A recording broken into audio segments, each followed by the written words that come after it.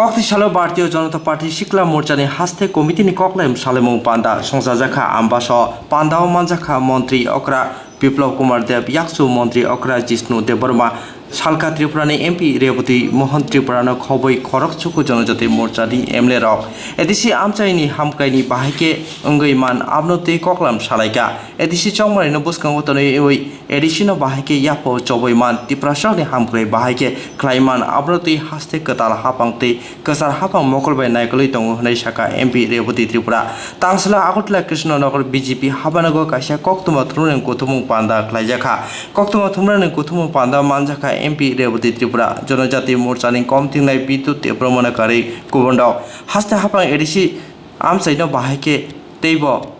Hamkre Klaiman Abnoti MP Raboti Tripura Diliwa Tangui Kok Salai Paika Tabuni Hafani ADC Amsini Tiprashuni Bahike Hafangni Bwskangni Ngoi Chubachu Rioiman Abnoti Haste Hapang Naitongo Haste Hapangni Standing Committee Kaini Kognoti Kasar Hapang Kaham Yapri Nauitongo Abo Sazagnai Kokya Tanglai CPM Hapangni Amlo ADC Direct Rang Rizekya Piaba Tabuni Hafang Additional Direct Rang Rioitongo Neshaka MP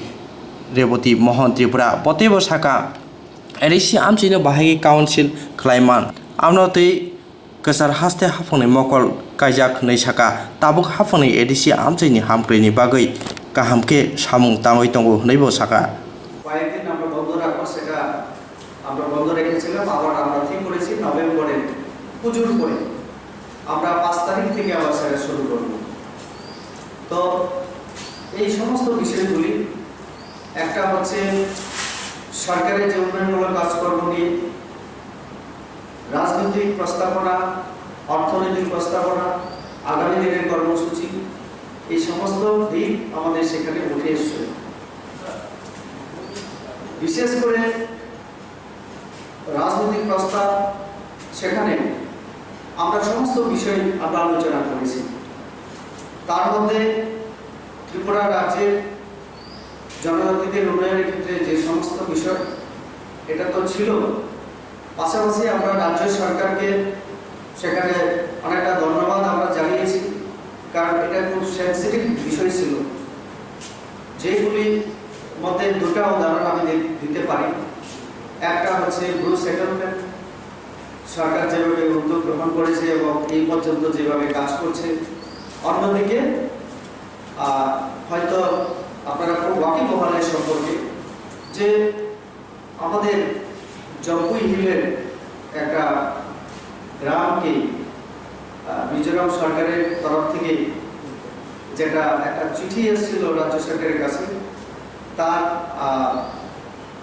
পরে আমাদের এখান থেকে মুখ্যমন্ত্রীর নির্দেশে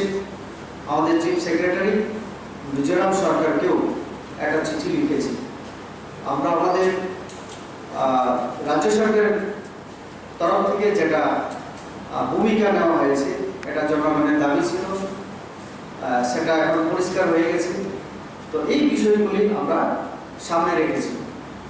তার সাথে সাথে আমাদের জনজাতিদের উন্নয়ন সংক্রান্ত বিষয়গুলির মধ্যে আমি এক দুটা আপনাদের সামনে উল্লেখ করতে চাই সেটা হচ্ছে এডিসি কে নিয়ে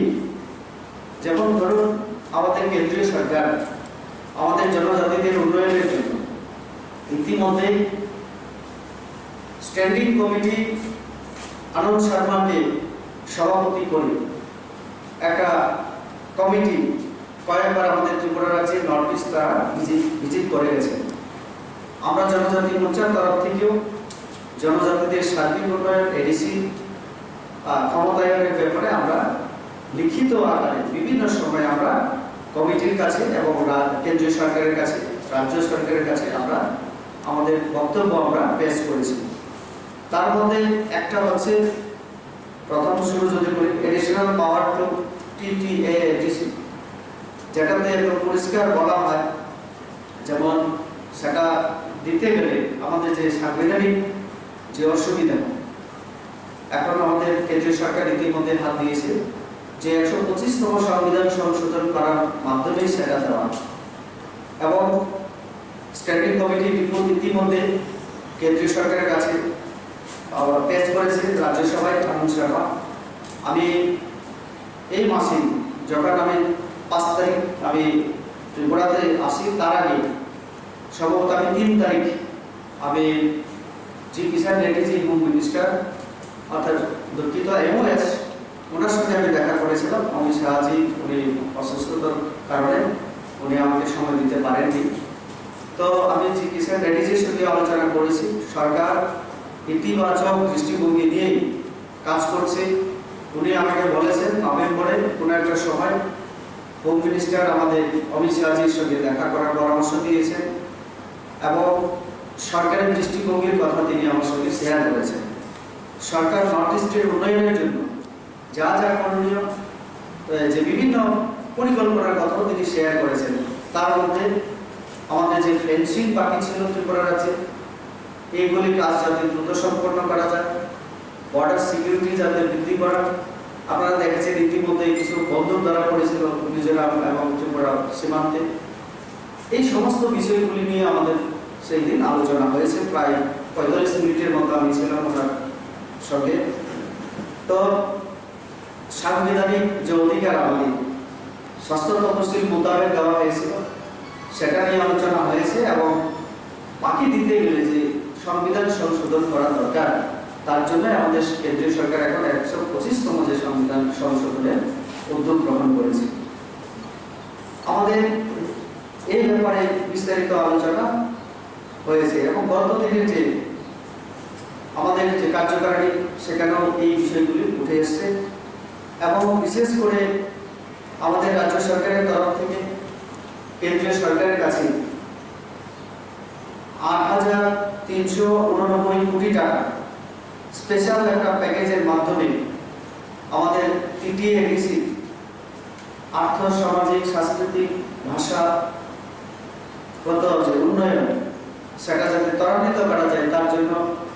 ইতিমধ্যে যে রাজ্য সরকার কেন্দ্রের কাছে প্রস্তাব পাঠিয়েছে সেই বিষয় নিয়ে আমরা যেমন রাজ্য সরকারকে আমরা ধন্যবাদ জানিয়েছি, এই বিষয় নিয়েও আলোচনা সেখানে